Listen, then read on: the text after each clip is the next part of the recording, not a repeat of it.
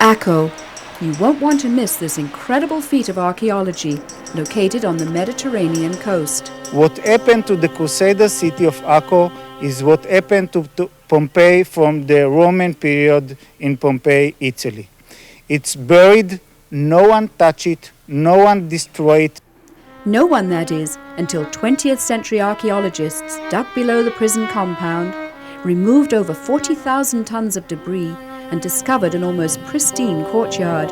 At one end was a well that led archaeologists on the trail of 1,000-year-old toilets built by the Crusaders.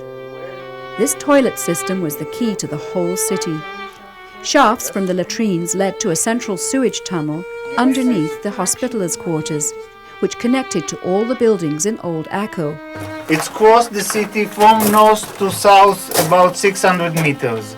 And this is a small shaft that came out from above us and take the rainy water, the sewage, into the main tunnels.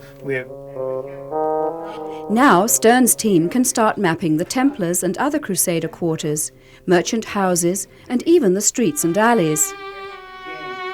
Just imagine, 1,000-year-old Crusader city, slowly and painstakingly revealed underground, while the city above goes about its daily business. Visitors can tour each stage of this amazing archaeological project below the ground and the restoration of the Ottoman city above. For more information, visit our website, ontopoftheworld.net.